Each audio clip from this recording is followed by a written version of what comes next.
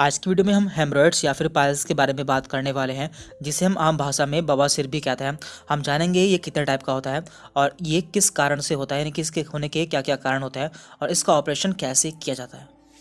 तो पहले हम जान लेते हैं कि पाइल्स या फिर हेमरॉइड्स क्या होता है।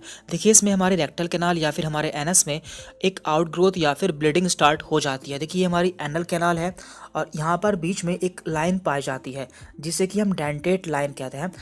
इसके ऊपर या इसके नीचे दोनों तरफ ही हेमरॉइड्स हो सकते हैं। तो पहले हम जान लेते हैं कि हेमरॉइड्स होने के क्या क्या कारण होते हैं। तो देखिए, पाइल्स या फिर हेमरॉइड्स का सबसे बड़ा कारण होता है कॉन्स्टिपेशन या फिर कब्ज। देखिए, जब हमें लंबे समय तक कब्ज रहता है तो हमें अपने स्टूल को पास करने के लिए काफ़ी फोर्स लगाना पड़ता है, जिससे हमारे जो एनल कैनाल होती है उसमें जख्म हो जाते हैं या फिर ब्लीडिंग स्टार्ट हो जाती है। तो यहीं से पाइल्स की शुरुआत हो जाती है। इसका दूसरा कारण है सेडेंटरी लाइफस्टाइल, यानी कि ऐसे लोग जो कि एक जगह बैठे रहते हैं और कम मूवमेंट करते हैं या फिर एक जगह बैठकर काम करते हैं, तो उन्हें भी पाइल्स होने के चांसेस रहते हैं। तीसरा कारण है बैड डाइट, यानी कि यदि आप उल्टा सीधा खाते हैं और अपनी डाइट में फैट या फिर स्पाइसी फूड ज़्यादा खाते हैं तो भी आपको पाइल्स हो सकता है। इसके अलावा स्मोकिंग एंड अल्कोहल, जो लोग ज़्यादा स्मोकिंग या फिर अल्कोहल करते हैं तो उन्हें भी पाइल्स हो सकता है। फैमिली हिस्ट्री, यदि आपकी फैमिली में किसी को पाइल्स रहा था तो आपको भी पाइल्स होने के चांसेस रहते हैं। बीइंग प्रेग्नेंट और ओबेस, यानी कि ऐसी महिला है जो कि प्रेग्नेंट रहती है तो उन्हें पाइल्स होने के चांसेस रहते हैं। और साथ ही साथ जो लोग मोटे रहते हैं उन्हें भी पाइल्स होने के चांसेस ज़्यादा रहते हैं। रेगुलर हैवी लिफ्टिंग, ऐसे लोग जो कि डेली हैवी लिफ्टिंग करते हैं, यानी कि ज़्यादा वजन उठाते हैं, उन्हें भी पाइल्स होने के चांसेस रहते हैं। और इसका लास्ट कारण है स्ट्रेस, यानी कि जो लोग ज़्यादा तनाव लेते हैं तो उन्हें भी पाइल्स हो सकता है। अब हम जान लेते हैं कि हेमरॉइड या फिर पाइल्स कितने टाइप का होता है। तो देखिए, ये दो टाइप का होता है, एक होता है इंटरनल हेमरॉइड और एक होता है एक्सटर्नल हेमरॉइड। तो हमें इनमें अंतर कैसे पता चलेगा कि कौन सा इंटरनल है और कौन सा एक्सटर्नल है। तो देखिए, हमारे एनल कैनाल में एक लाइन पाई जाती है जिसे कि हम डेंटेट लाइन कहते हैं, जो कि इस तरह से होती है। यदि हेमरेज या फिर जो ब्लीडिंग होती है वो इससे ऊपर होती है तो उसे हम इंटरनल हेमरॉइड्स कहते हैं, और यदि ब्लीडिंग इसके नीचे होती है तो उसे हम एक्सटर्नल हेमरॉइड कहते हैं। यानी कि ये बाहर का हेमरॉइड है जो कि हमें बाहर से दिख जाता है, और ये अंदर का हेमरॉइड होता है जो कि हमें पता नहीं चलता है।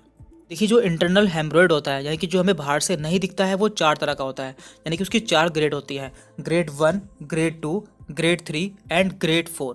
तो इन्हें हम कैसे डिफ्रेंशिएट करते हैं वो भी हम जान लेते हैं। देखिए, जो ग्रेड 1 का पाइल्स होता है इसमें हमें केवल ब्लीडिंग होती है, यानी कि इसमें कोई भी आउटग्रोथ नहीं होती है, तो ये ग्रेड 1 का पाइल्स होता है। ग्रेड 2 में क्या होता है, इसमें हल्की सी जो आउटग्रोथ हो जाती है, यानी कि जो ये मस्सा होता है ये थोड़ा सा फूल जाता है और हल्का सा बाहर की तरफ निकल जाता है, तो हम इसे ग्रेड 2 कहते हैं।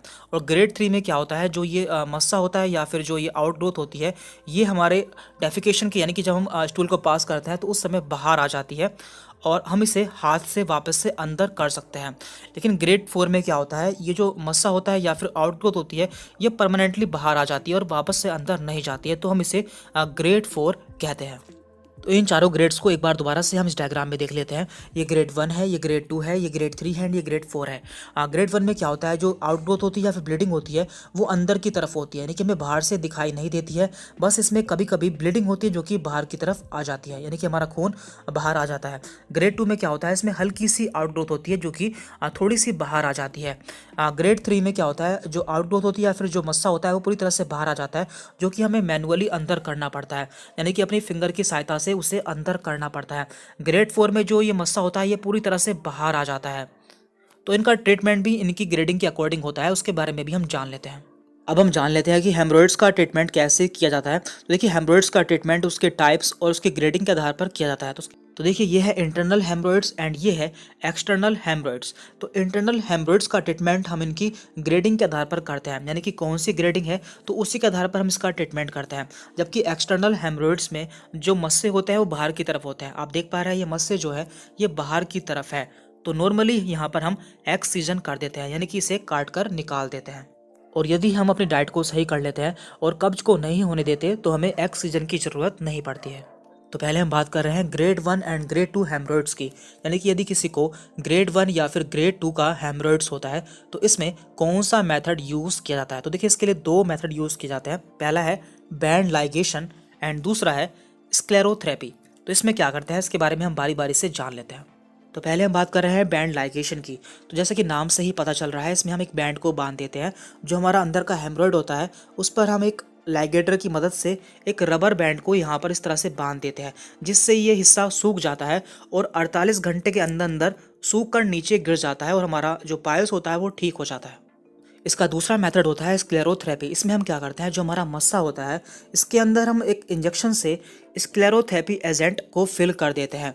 तो इसमें क्या होता है, इसमें 5% फिनोल होता है जो कि आलमंड ऑयल यानी कि बादाम के तेल में मिला रहता है। तो इसे हम इसमें डाल देते हैं, जिससे यहाँ पर स्क्लेरोसिस हो जाती है। देन उसके बाद नेक्रोसिस हो जाती है और ये हिस्सा सूख कर नीचे गिर जाता है और हमारा जो पाइल्स है वो ठीक हो जाता है।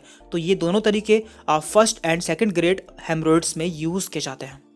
अब हम बात कर रहे हैं ग्रेड 3 एंड ग्रेड 4 हेमरोइड्स की, यानी यदि किसी को ग्रेड 3 या ग्रेड 4 का हेमरोइड्स हो जाता है तो इसमें हम कौन सा मेथड या फिर कौन सा ऑपरेशन यूज़ करते हैं। तो इसमें हम हेम्ब्रियोडेक्टोमी यूज़ करते हैं, यानी कि हेमरोइड्स को काट कर बाहर निकाल देते हैं। और इसके भी दो तरीके होते हैं। पहला तरीका है ओपन हेम्ब्रियोडेक्टोमी और दूसरा है लोंगोस स्टेपलर। तो इन दोनों के बारे में हम बारी बारी से जान लेते हैं। तो यहाँ पर हमारा पहला मेथड है ओपन हेम्ब्रियोडेक्टोमी। इसमें हम क्या करते हैं, ये खुला ऑपरेशन होता है। इसमें हम मस्से को या फिर हेमरोइड को काट कर बाहर निकाल देते हैं, लेकिन ये लेस प्रीफर्ड होता है, यानी कि इसे हम बहुत ही कम यूज़ करते हैं क्योंकि इसमें ऑपरेशन के बाद पेशेंट को काफ़ी पेन होता है। इसके बाद दूसरा तरीका है लोंगोस स्टेपलर। तो ये तरीका ज़्यादा इस्तेमाल किया जाता है क्योंकि इसमें पेशेंट को ऑपरेशन के बाद में कम दर्द होता है। तो इसमें हम एक स्टेपलर का यूज़ करते हैं जो कि इस हेमरोइड या फिर मस्से को काटकर बाहर निकाल देता है।